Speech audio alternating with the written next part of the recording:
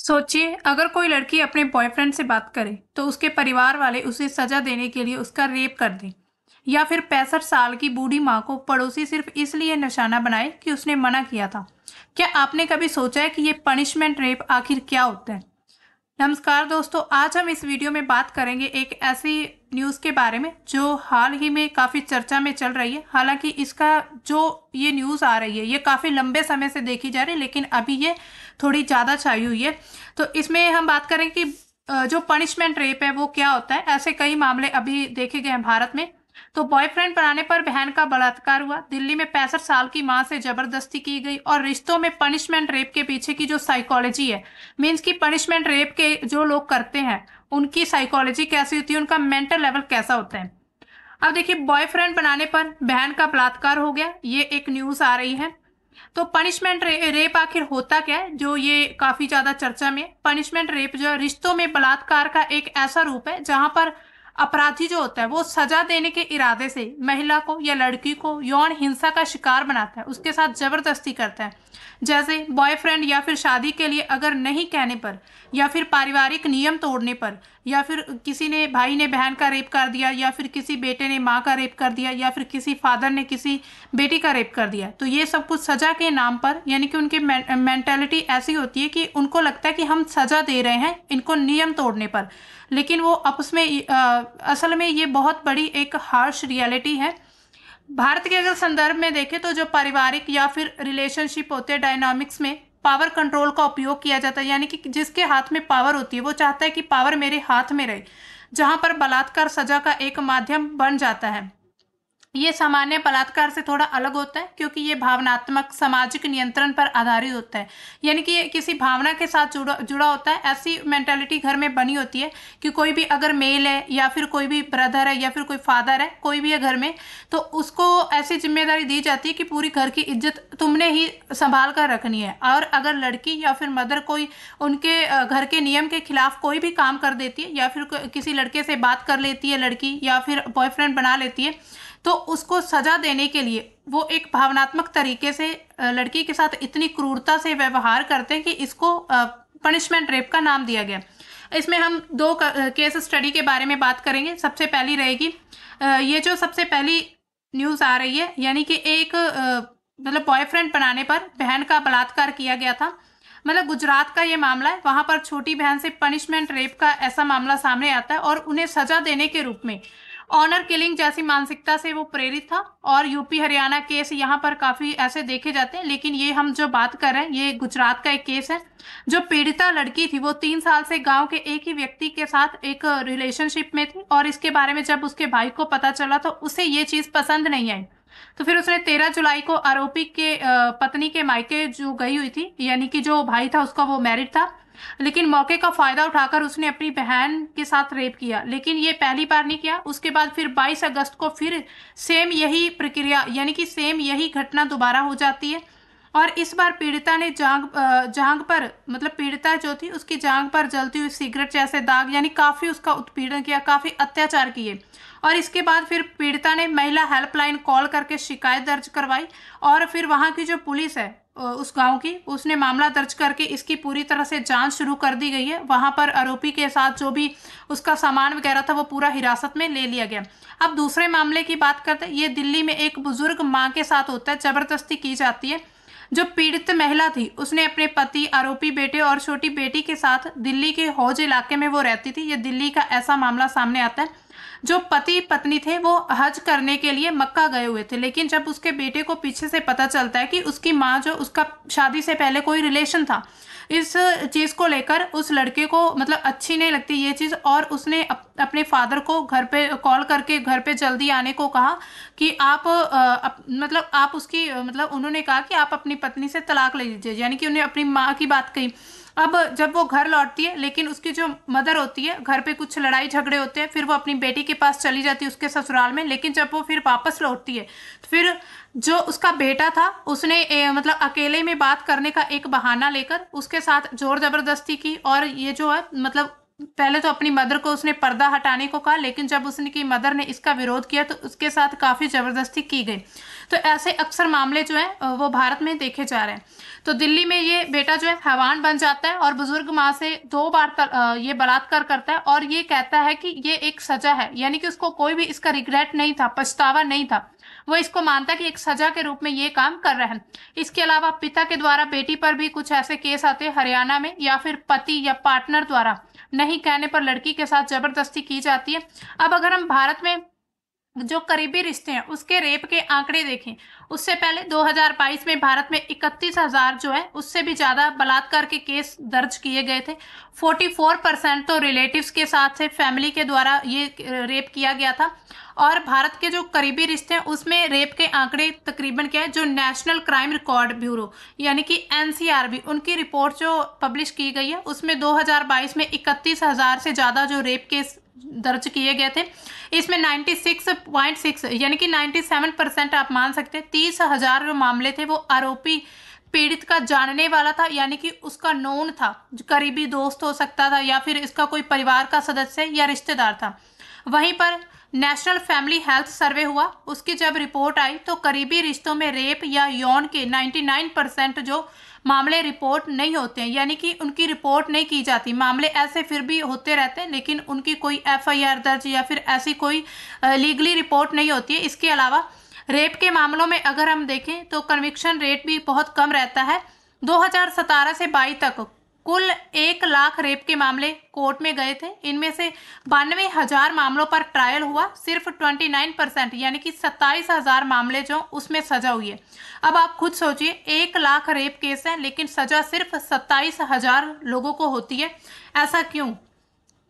भारत में punishment rape का trend क्या चल रहा है, यानी कि अभी जो पनिशमेंट के नाम पर रेप करने का जो ट्रेंड है ये कैसे चल रहा है, इसके आंकड़े क्या है। रिश्तों में अगर हम देखें तो 94% बलात्कार जो होते हैं वो जानने वाले व्यक्तियों के द्वारा किए जाते हैं, यानी कि उनके नोन व्यक्ति जो होते हैं उनके द्वारा ही ऐसी घटनाओं को अंजाम दिया जाता है, या फिर उनका पार्टनर होता है या फिर रिलेटिव्स होता है, भाई बहन, मदर फादर, कोई भी हो सकता है। इसका कारण क्या है इसके पीछे? एक तो ये पितृसत्तात्मक समाज है, यानी कि यहाँ पर पिता मेल को डोमिनेंट समझा जाता है, यहाँ पर पिता को ही सारा महत्व मिलता है। दूसरा, ऑनर किलिंग मानसिकता रहती है और कंट्रोल की इच्छा रहती है कि सभी कुछ उसके कंट्रोल में हो, तो इसी वजह से वो ऐसी घटनाओं को अंजाम देते हैं। इसके आंकड़े कितने? एनसीआरबी 2022 की रिपोर्ट जो है उसमें 28,000 केस जो हैं वो ज्ञात हैं अपराधियों के द्वारा, यानी कि किए गए थे, और 10% जो इसमें नाबालिग पीड़िता भी पाई गई हैं। इसके अलावा कम रिपोर्टिंग होती है, यानी कि 80% जो महिलाएं हैं वो डर से चुप रह जाती हैं कि वो अपनी दिल की बात, अपने मन की बात किसी से नहीं कह पाती, या फिर डर की वजह से, उसको धमकी की वजह से वो वहीं पर चुप रहती हैं। और कम कन्विक्शन रेट रहता है, यानी कि इसमें कन्विंस करने की भी जो रेट रहता है वो भी काफ़ी कम रहता है। इसमें पीड़ितों पर क्या प्रभाव हो सकता है इस पनिशमेंट रेप की वजह से? जो पीड़ित है या फिर जिसके साथ ये घटना हो रही है उस पर क्या इफेक्ट पड़ेगा? उसको काफ़ी ज़्यादा चोटें, रक्त रिसाव या फिर एसटीडी या फिर एचआईवी, सिफिलिस या फिर गर्भ अवस्था का खतरा हो सकता है। इसके अलावा प्रजनन स्वास्थ्य समस्याएं हो सकती हैं लड़कियों में, वजाइनी जो यौन संबंधी दर्द होता है या फिर यौन संबंधी जो भी समस्याएं, परेशानियां, बीमारियां हो सकती हैं।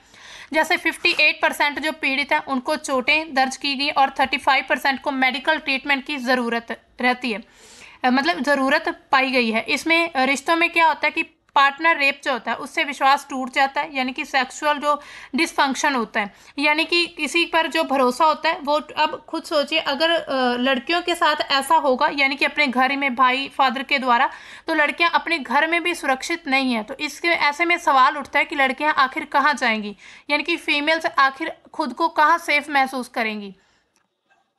अब देखिए पीड़ितों पर प्रभाव जो हमने देखा, मतलब मनोवैज्ञानिक, मेंटली उन पर क्या असर पड़ता है। रेप ट्रॉमा सिंड्रोम हो सकता है, शॉक लगना, उनको डिप्रेशन में जा सकती हैं, पीटीएसडी या फिर 50 से 95% मामलों में ऐसा रहता है। इसमें क्या होता है, लड़कियां या फिर जो भी फीमेल्स हैं जिनके साथ ऐसी घटना होती है वो डर जाती हैं, शर्म के साथ वो खुद को, जो भी खुद के साथ उनके साथ बुरा हुआ होता है वो दूसरों को एक्सप्रेस नहीं कर पाती, सेल्फ ब्लेम, खुद को ब्लेम करती है, नींद या फिर भूख की समस्या रहती है, भूख नहीं लग पाती है। इसी तरह के खतरे उनकी जो मानसिकता को दर्शाते हैं, यानी कि उनको दिमागी बीमारियां भी हो सकती हैं।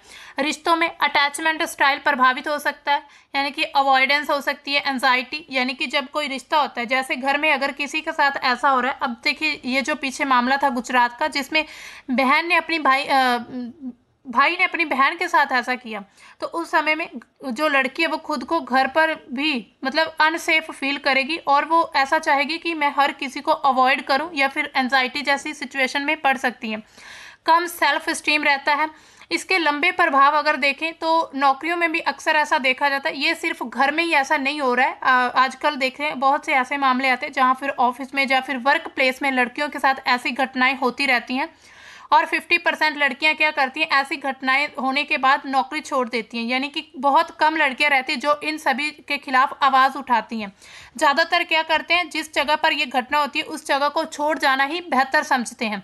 इसमें आय की हानि, यानी कि जो इनकम वगैरह होती है वो उसमें भी काफ़ी हानि हो जाती है। अगर लड़कियां जो फीमेल है, अगर उनको वो एम्प्लॉयमेंट मतलब कि अपनी जॉब छोड़ देंगी तो एम्प्लॉयमेंट जो जीडीपी है उसका रेट भी कम हो सकता है।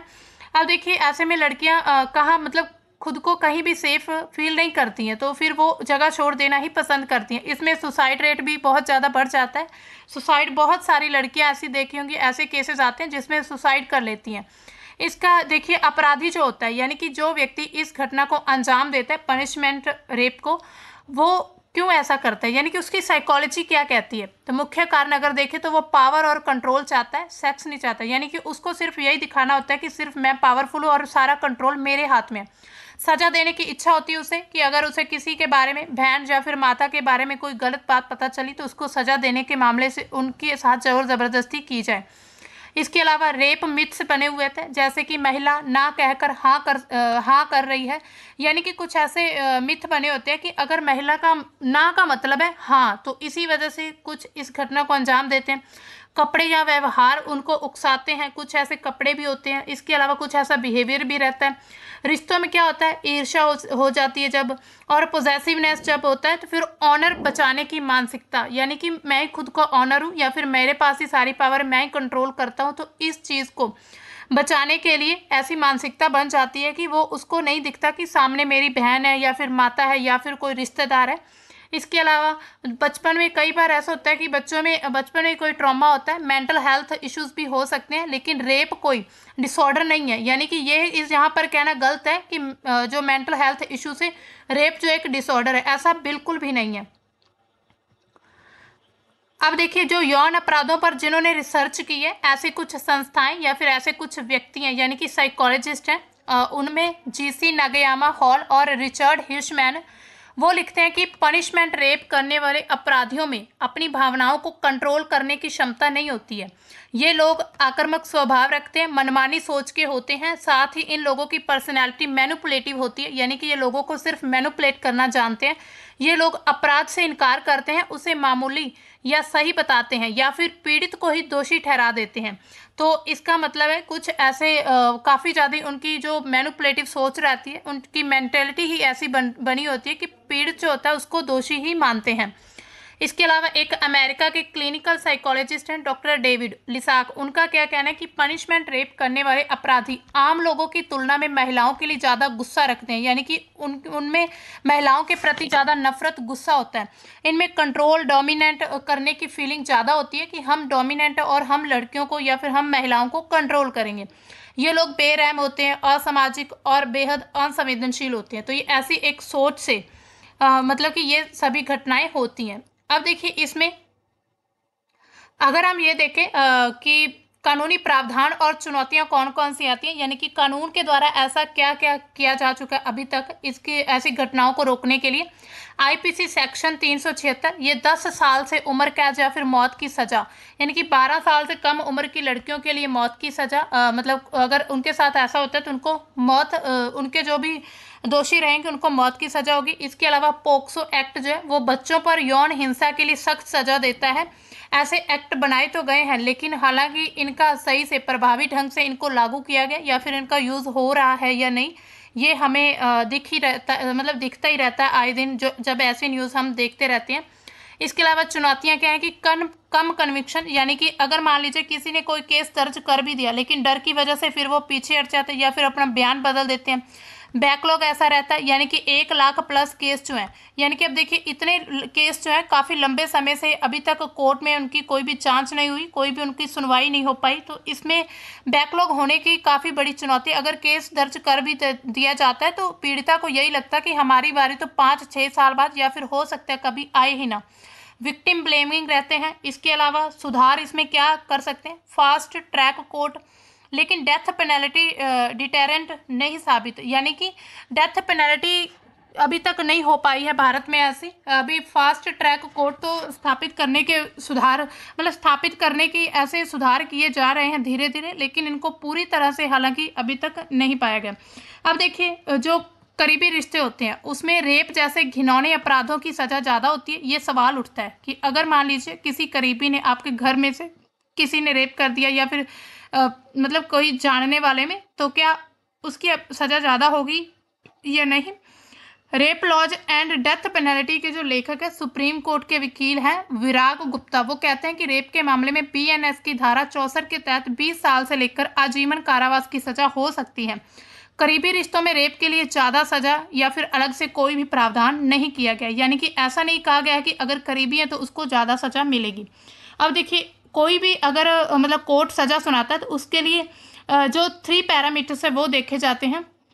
3 एलिमेंट्स पर ये फैसला डिपेंड करता है। पहला, क्या पीड़िता और आरोपी की मेडिकल जांच में रेप की पुष्टि की गई है। दूसरा ये रहता है कि आरोपी की आपराधिक मानसिकता और इरादा जो रेप करने का था। क्या पीड़िता ने अपने बयान में कहा कि उसकी मर्जी के बिना उसके साथ रेप हुआ है। तो ऐसे 3 ये जो होते हैं एलिमेंट्स चेक किए जाते हैं पहले। इन 3 के आधार पर अगर रेप की पुष्टि होती है तो फिर उसको सजा दी जाती है। लेकिन इसमें यह भी देखा जाता है कि रेप कितनी जघन से तरह से हुआ है। कोर्ट ये भी देखता है क्या रेप पीड़िता आरोपी पर भरोसा करती थी या फिर नहीं। जैसे मान लीजिए कोई टीचर अपने स्टूडेंट का रेप करता है तो इसे गंभीर माना जा सकता है, यानी कि वो जानते थे, एक दूसरे के नोन थे। वहीं अगर 2 लोग रिलेशनशिप में हों और बाद में किसी एक पर रेप का आरोप लग जाता है तो कोर्ट इसे कम जघन्य मामला मान सकता है। अब देखिए ऐसे गलत मामले भी बहुत सारे देखे जाते हैं जिसमें एक दूसरे से बदला लेने की भावना से भी जो लोग जानने वाले होते हैं वो ऐसा कह देते हैं कि हमारे साथ ये रेप हुआ है। हालांकि जब घर में ऐसी बातें देखी जाती, यानी कि घर में कुछ ऐसी घटनाएं हो, तो उनको झुटला पाना बहुत मुश्किल है। इसके बाद अगर हम देखें इसकी रोकथाम और समर्थन कैसे किया जा सकता है। रोकथाम क्या है, शिक्षा में जेंडर सेंसिटिविटी लेकर आनी होगी, रेप मिथ्स को चुनौती देना और मेंटल हेल्थ स्क्रीनिंग होनी चाहिए। इसके अलावा मेंटल हेल्थ स्क्रीनिंग, यानी कि पता चले कि किसी व्यक्ति की मेंटल हेल्थ किस तरह से काम कर रही है, यानी कि उसकी मेंटेलिटी कैसी है। इसमें काउंसलिंग के जरिए या फिर हॉटलाइन जो भी RAINN जैसी जो लीगल एड है वो दी जा सकती है। पीड़ितों को विश्वास दिलाना चाहिए, ये हम मतलब ऐसी सलाह दी जा रही है। और ब्लेम नहीं करना चाहिए, प्रोफेशनल हेल्प लेनी चाहिए, यानी कि अगर किसी के साथ ऐसी कुछ घटना होती है तो उसको तुरंत पुलिस की या फिर हेल्पलाइन नंबर से कॉल करके उसकी किसी की हेल्प ले लेनी चाहिए। इसके अलावा अगर हम देखें ये सिर्फ भारत में ही नहीं हो रहा है, यहाँ पर अगर हम बाकी कंट्रीज़ की बात करें तो वहाँ भी ऐसा हो रहा है, लेकिन हम भारत की बात करें तो भारत में ऐसे केसेस बहुत ज़्यादा दिख रहे हैं।